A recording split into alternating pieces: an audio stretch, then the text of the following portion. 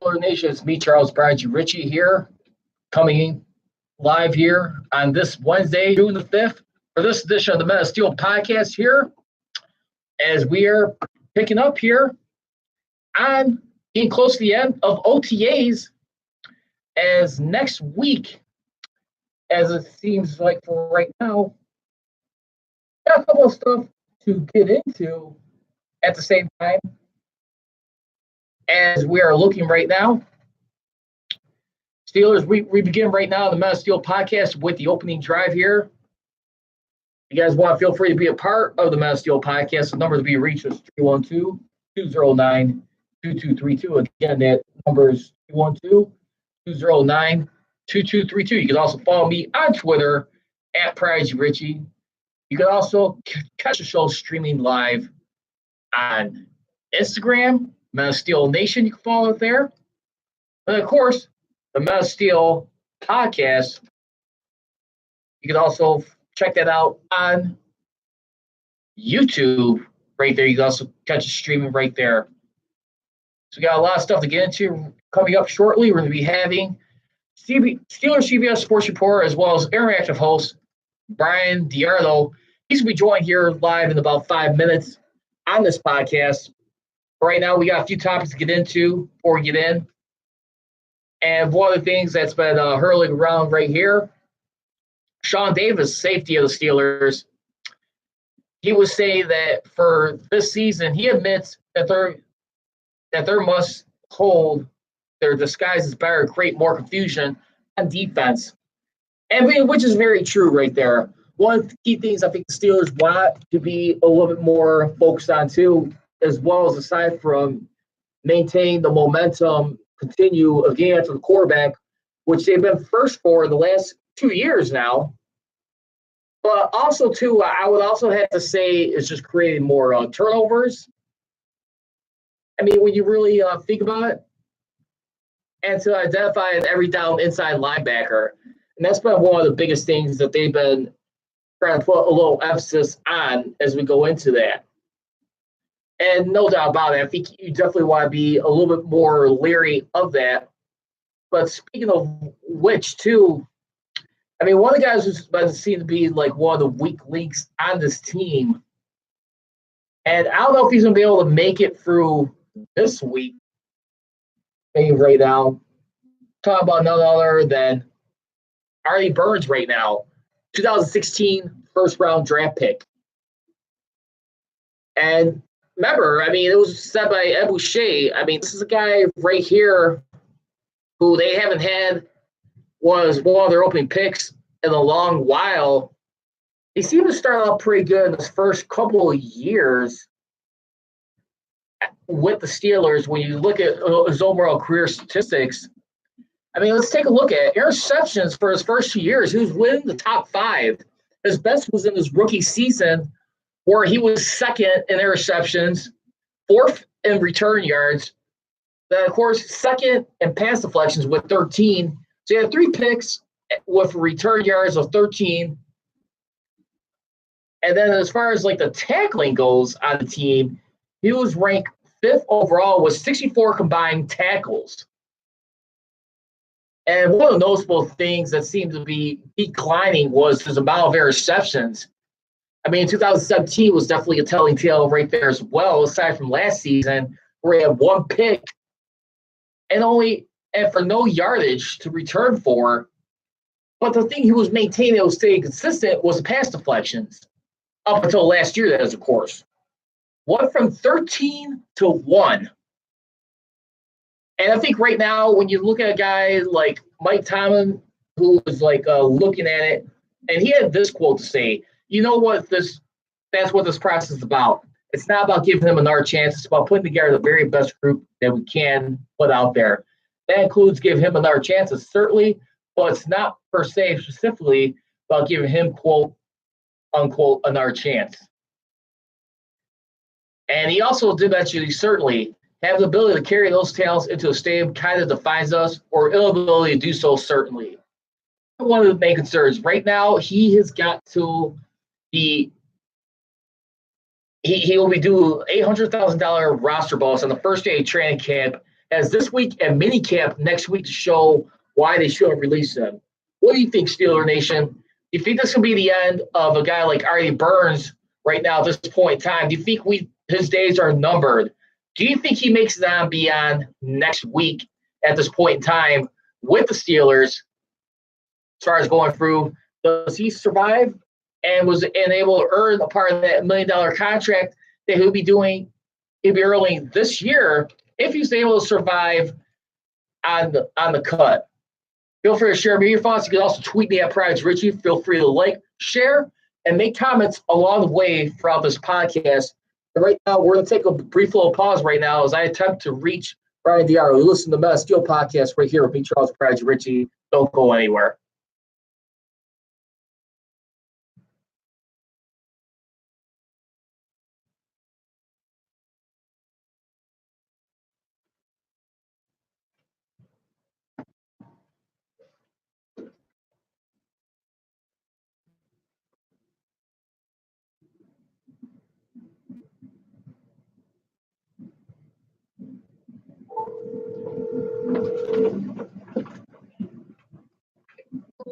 Hey, what's going on, Brian? Not too much. How are you? Good. You still good to go? Yes, sir. Ready when you are. All right, man. Let me just read a brief hold and resume right one second. Thanks a lot, Brian. Excellent. No problem.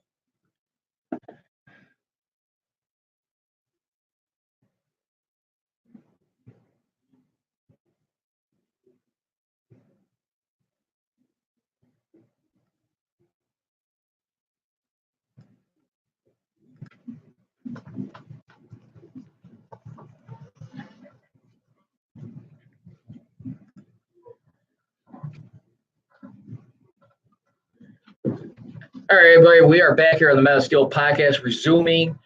And just want to say thanks for everybody's patience right now. And right now, join me on the line as advertised right now. We got Steelers reporter from CBS Sports, as well as the interactive host for 247 Sports. I'm talking about Brian Diarlo. You can follow him on Twitter at Brian Diarlo, capital B, capital D, capital A. You also check him throughout the week. He's interacting on Facebook Live. Make sure to check him out. He's got a lot of great content. He was back once again to talk with me about some Steelers headlines, especially some stuff going on in the OTAs. Brian, what's going on, my man? Are you there? Hello? Hello? Hey, Brian, you there? Yes, I am, sir. Okay, sorry about that. Just want to say welcome back once again. How are you doing, my man? I'm doing great. There's always stuff to write about. Another eventful day in Steelers OTA, so I'm doing great, Charles. How are you? Not bad. I mean, just enjoying finally some of the nice consistent weather that we all long waited for. Starting to get into the hot month right now. As you're aware, I mean, a lot of teams right now around the league, including the Steelers right now, as you can imagine, are practicing in their shorts right now and getting ready for minicamp, which will be starting about next week. And I was just talking before I brought you on, too, and one of the guys we're looking at is Artie Burns. I was just going over his numbers the last few years. And, boy, he declined like the last few years. I mean, the only thing that's been saving this guy has been tackles. And just want to ask you real quick before we start things off, what do you think Artie Burns is going to happen between now and the end of next week? Do you think he'll make the cut, or do you think Steelers are going to dismiss him and move on at this point in time? I think they're going to hang with him. I think they're going to hang with him because Toronto things, and this is where, I don't like to keep harping back to Antonio, but when Antonio said earlier this offseason, the Steelers, don't necessarily look at their players as people or whatnot, or they're more numbers. I mean, first of all, look at how they're treating Ryan Shazier first and foremost, and then, they like Artie Burns as a person. This is a guy that, he lost his mother during his final year at Florida due to health. She passed away due to health issues. His father's been incarcerated for most of his life. He pretty much has raised his two younger brothers. He's raising his own child with his fiance.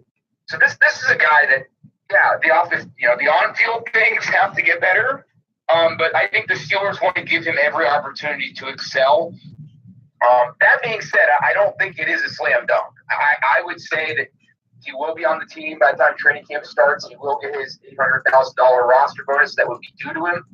And that's the biggest reason why, Charles, there's speculation they may not keep him because that $800,000. But at the end of the day, I also don't think the Steelers are going to be signing anybody else, barring a new injury that would happen between now and training camp. So it's not like the Steelers necessarily need that $800,000. But that being said, he does have to play better. Jim Wexell, who I work with, did report earlier late last month that Burns hasn't really looked great during OTAs. But again, it's really hard to gauge how someone looks in shorts. Let's see how he looks in pads. I will say this. Next week is minicamp. It's 3 days. If Burns looks like he's the worst of the cornerbacks, they may indeed let him go. But again, I think because of the person he is, how he's handled himself, I think they're going to give him one more chance to salvage his career in Pittsburgh. Yeah, I think I could definitely understand that. I mean, there's definitely been a lot of concerns consistency-wise. I mean, Mike Tomlin, as you know, has expressed, just recently, within the last few days, and when you really think about things, but how vital do you think a guy like Steven Nelson, who's going to be more than likely playing opposite side, Joe Hayden, a veteran presence that can help snap him out of the funk he's been going through the last few years, at least try to turn a portion of his career around?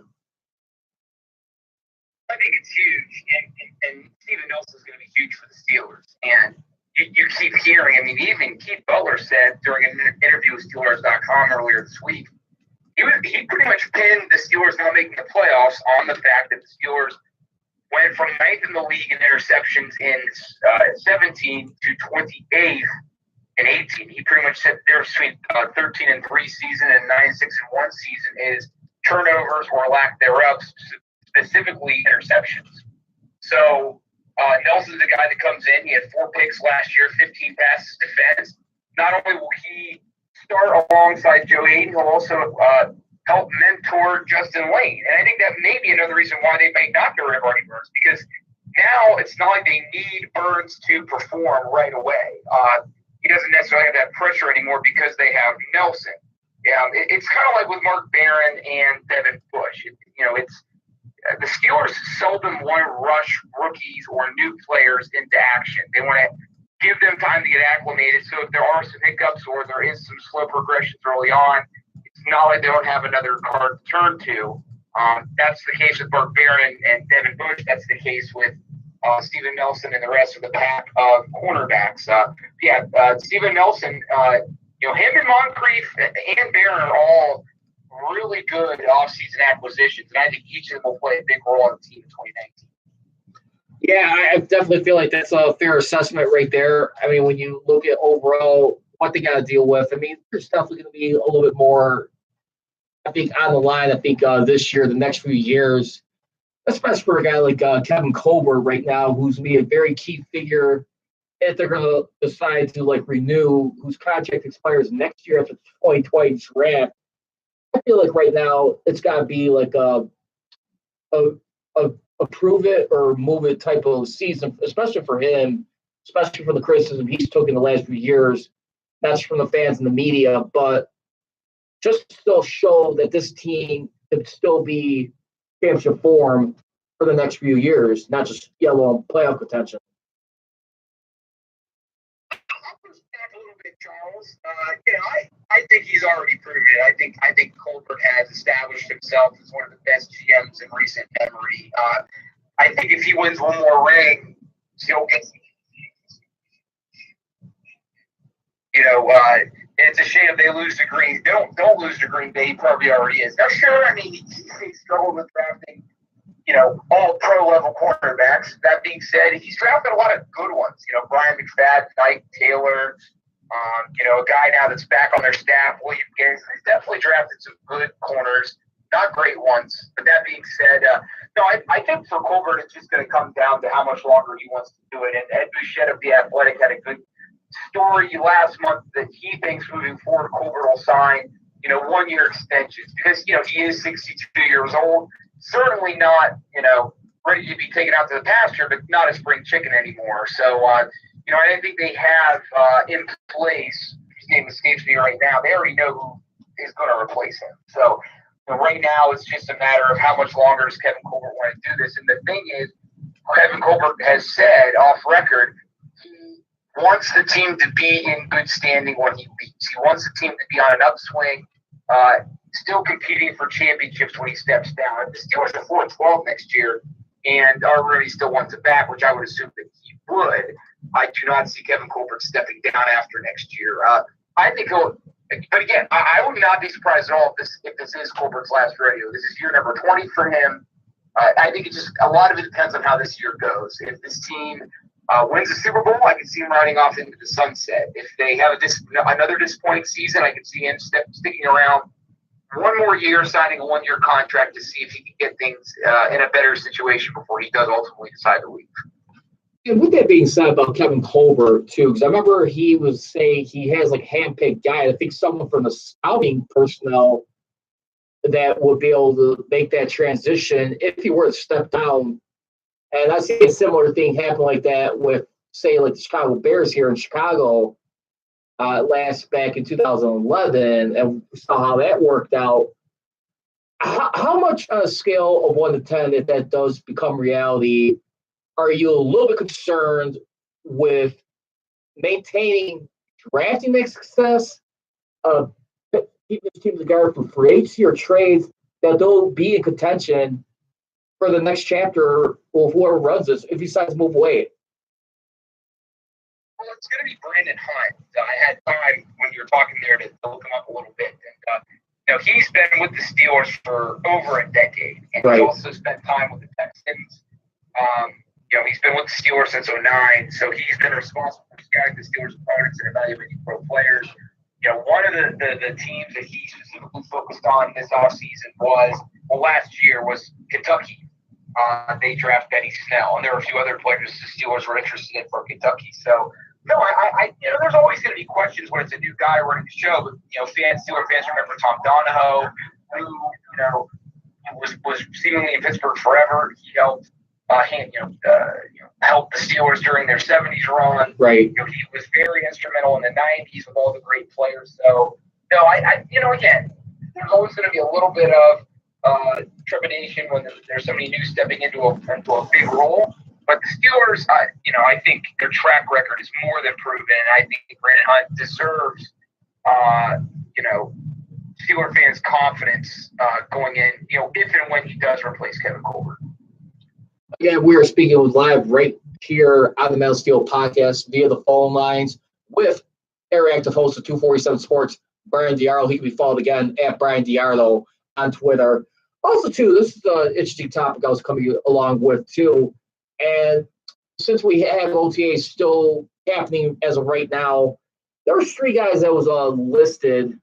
And I was checking out this article earlier today, and this is written by, I want to say, Jacob Klinger of Penn Live. Yes, it was him, as a matter of fact. And he's got these 3 guys who believes that has the most to play for. If you were to choose from this list, who you think has a little bit more to prove this year, who would you choose from these guys? Defensive back, Cam Sutton? Wide receiver, special teams player, Deontay Johnson? Or outside linebacker, Sutton Smith? If you had to get a gauge for which of these 2 guys has a little bit more to prove going to this season. I don't know about you. I'm thinking probably Cam Sutton, who's been around the block the last few years, in my opinion. You don't know where he's going to fit. You saw him, do some fullback last week during OTAs. He's very undersized. He, had a great, final 2 years in Northern Illinois, 29 sacks, but he's really undersized. And, one thing Kevin Colbert kept saying was they're hopeful that his speed, he was sub 4.7 in the 40 at the combine, which, for outside linebackers, pass rushers, that's pretty quick. He likened him to James Harrison, not a heralded guy from the MAC that's small yet fast. Sutton Smith has to prove it quickly. So Deontay Johnson, he's going to make the 53.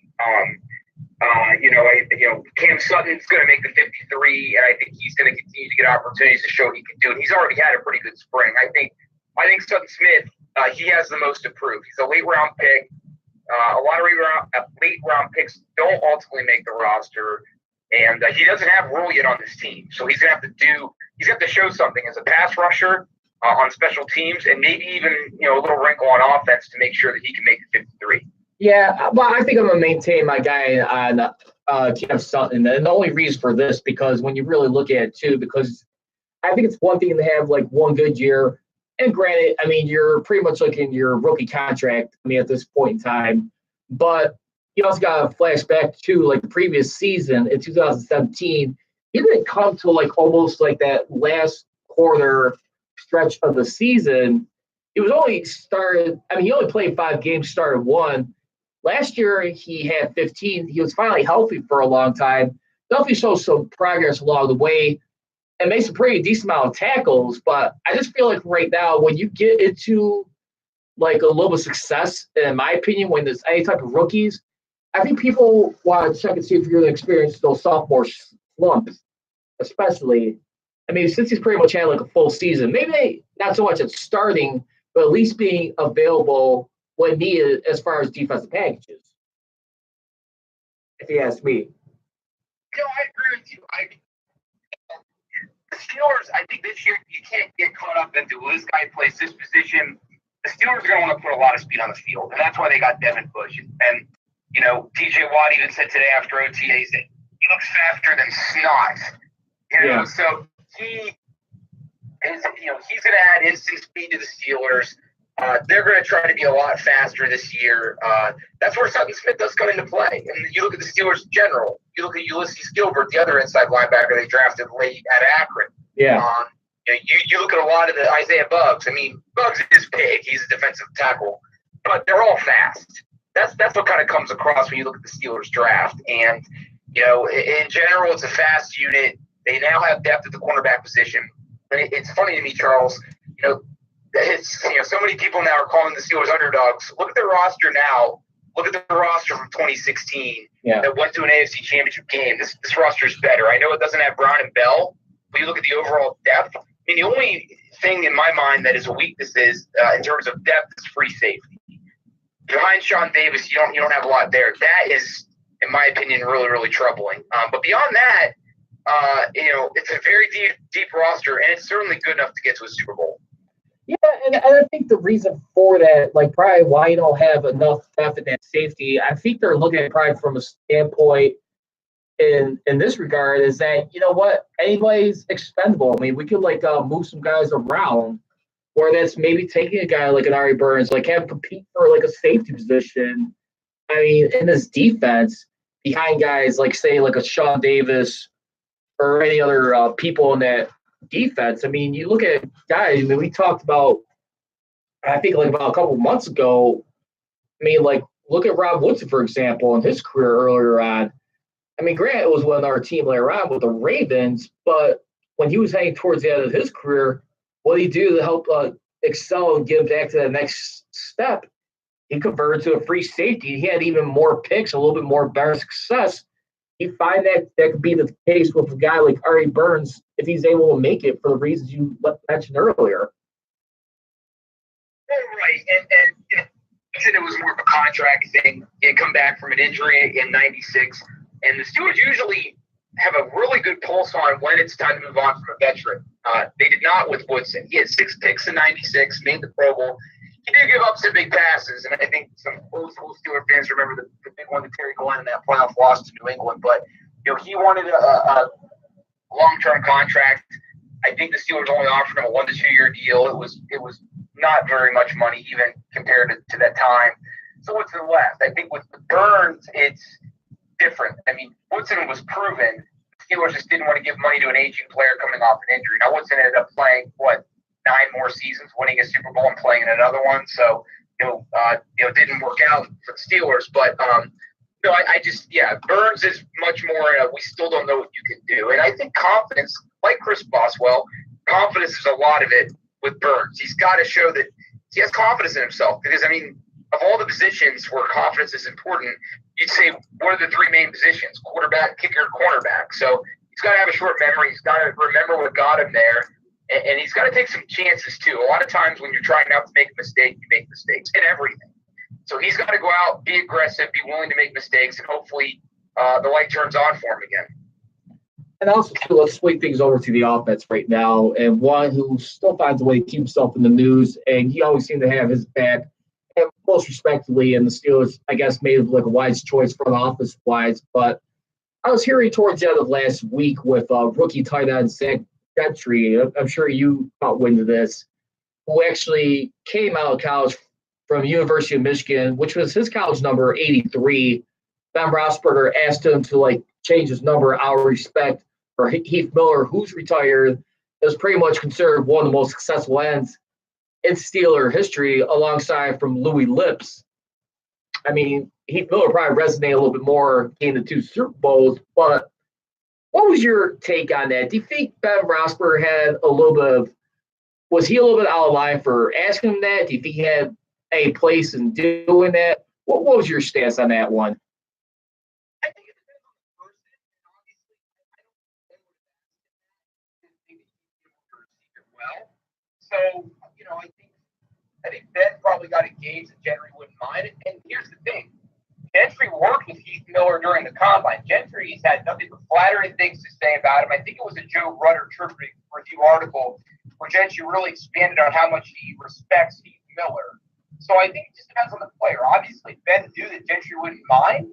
They'd probably talk about Heath Miller and, Ben's experience with him and Gentry's experience with him during the combine. And he probably just said, hey, and there's also, Charles, there's conflicting reports there.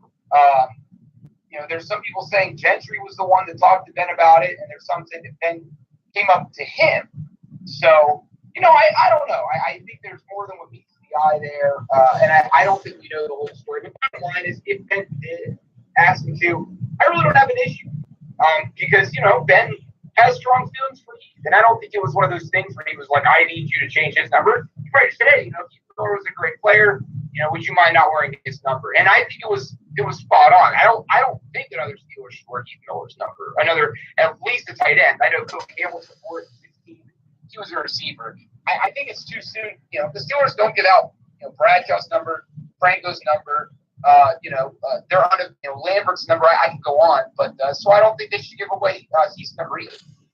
Yeah, no, I guess you're right in the end, though. I guess just my point, what I'm looking at, and you're looking as part of the controversy he's been surrounded in, when you look at how the previous relationships are with his other 2 star players, and not that he didn't try to reach out to anybody, but my thing is, it's just that his message, say with Antonio Brown or Le'Veon Bell, it kind of seemed to get out a little bit too late, and when you're still not slamming the door shut and possibly doing a radio show and now possibly this. But Ben Roethlisberger, no doubt, has earned the right to call it the way he sees fit. But what I'm saying is, too, at the end of the day, if you're a guy like Ben Roethlisberger, you need to be a little bit more careful and kind of keep yourself a little bit more out of the news and out of controversy. I just feel, in fairness, it just creates adds a little bit more lumber to the fire at times. That's all I'm saying. I don't think he has that to get out. And I think, obviously, reporters have a job to do. Yeah. They asked Gentry why he changed jerseys. He was honest. I said, well, Ben asked me to. So it wasn't like Ben. Yeah. And that's the thing. Even if he wants to or not, Charles, I hear Ben's trying to stay out of the media right now.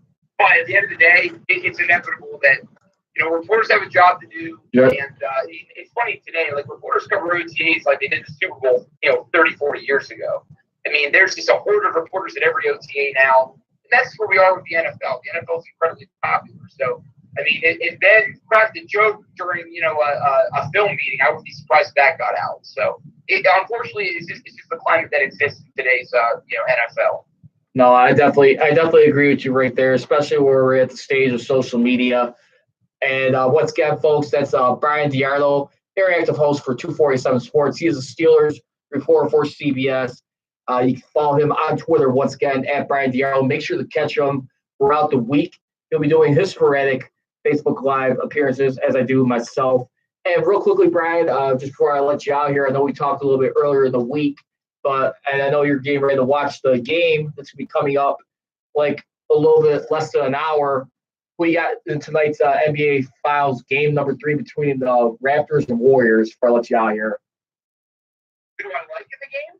Who you expect to win game 3 and take the series lead. I think Toronto's going to win.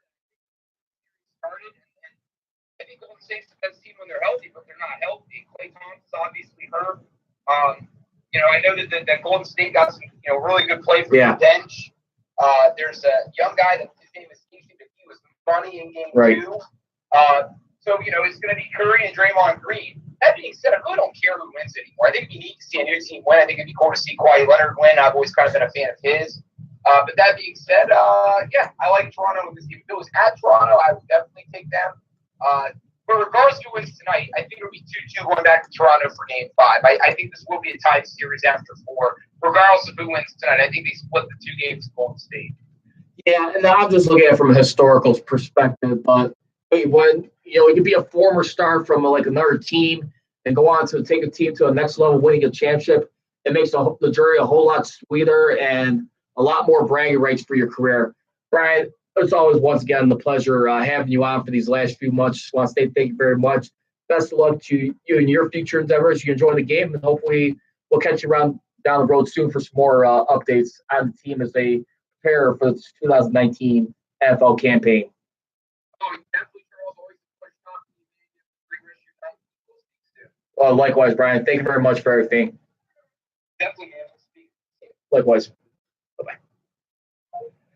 So once again, everybody, that was Brian Diardo, interactive host of 247 Sports. Make sure to hit him up on Twitter at Brian Diardo. And one last thing I meant to get to earlier on, and we're talking about Artie Burns. So this is another guy, too, who we look at for this season, who's also got a little bit of question marks on himself, too. Unrestricted free agent, as it was reported by Tom Pelissero of NFL Network. He can be followed at Tom Pelissero on Twitter. That's Pillissero.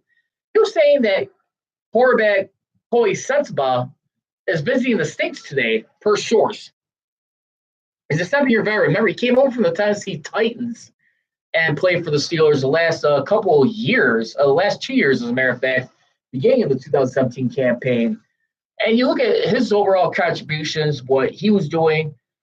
Pretty much, this guy was around 11th in his tenure with the Steelers and definitely made some good contributions on it. I think the only thing the difference was between him and the guy like Artie Burns was his pass deflections. When you look at it, he was definitely in top 10. That's so much pass deflections, excuse me, but I think for him, it was the interception return yardage, where he had 32 in 2017, even though he didn't have anything last year. But I think that's the only thing I will give for him at this point in time. Like I said, the Steelers right now, they're definitely shuffling the deck a lot more. I think this year, you definitely got to be a little bit more leery what's going to be out there. And we'll see what continues to happen. But I will say this real quickly. I want to just get everybody's thoughts real quick.